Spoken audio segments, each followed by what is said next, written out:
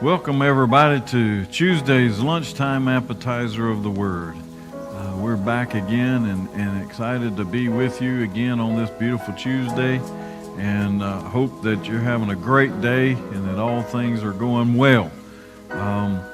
We have been talking on our Tuesdays about the tongue, and James talks about how that tongue's a little bitty member of the body, but it can do a lot of damage. It can just wipe out a forest. But I want you to think of forest as people, and how we can wipe out a lot of people with our tongue. We can hurt a lot of people, kill a lot of people with just the tongue. The wars, a lot of the wars have been started because of somebody's tongue.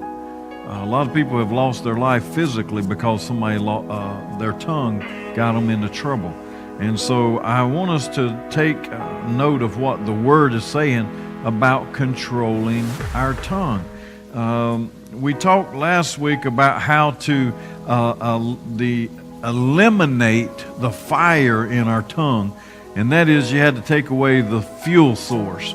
And it's just like when you're building a fire. If you don't have any fuel or wood or charcoal or whatever it is, if you don't have any fuel, then you don't have fire, because that's one of the things fires needs to exist, is some type of a fuel. The next one is an ignition source. If you had the fuel but you don't have an ignition source, then you can't have a fire. So let's work on, one, getting rid of the ignition sources. Number two, getting rid of the fuel so that we don't cause fires in our lives. Because we can hurt somebody, and in essence, that really comes back and reflects on us. Ephesians 4:26 says, "Be angry and do not sin. Do not let the sun go down on your wrath, nor give place to the devil." Nor give place to the devil.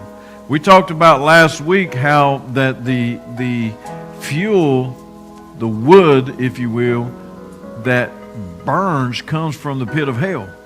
That's where that thought comes from. That's where that anger comes from. That's where that hurt even comes from, is from the pit of hell. So if we can get rid of that out of our life, then we're less likely to speak something out of our mouth that we will regret. And I don't know about you, but I have said things in my past that I have truly regretted saying, and there's no taking it back. Once you speak a word, it's out there, man, and you can't get it back. You can tear a relationship down. You've had 25 years of a relationship with someone, and in one angry moment, one split second with the wrong word being spoken can destroy 25 years of friendship, of marriage, of whatever kind it is. And that's really not good, is it? I don't want to be that way. Anger itself is not a sin. I want you to get that. Paul tells the church of Ephesus, anger and sin not. Jesus got angry, but Jesus didn't sin. And see, that's the main thing, is he did not sin when he got angry. We can get angry. Angry is a natural response to certain things in our life. We need to get angry sometimes at things, especially sin, or when things happen in the world, or when things happen against the church. We can get angry, but we don't sin. How do we not sin?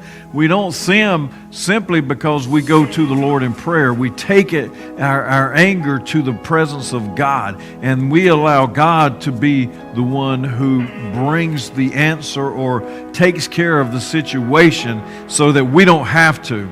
How we handle it is whether it is determined sin or not. Now, if you get angry and you start cussing everybody out, then you sinned. That's wrong. Or if you get angry and you start hitting people, that's wrong. But we can get angry, but then if we start praying for somebody and praying for ourselves, that's not wrong. Deal with the anger in a way that builds relationships rather than destroying them. Let me read that part again. Deal with anger in a way that builds relationships rather than destroying them. If we feed our anger, we only add fuel to the fire. So don't feed your anger. Don't feed the fire. Put it out. by speaking a kind word, speaking a wonderful word of encouragement. Even when you get angry, bless somebody today. I didn't say bless them out. I said bless them with positive words.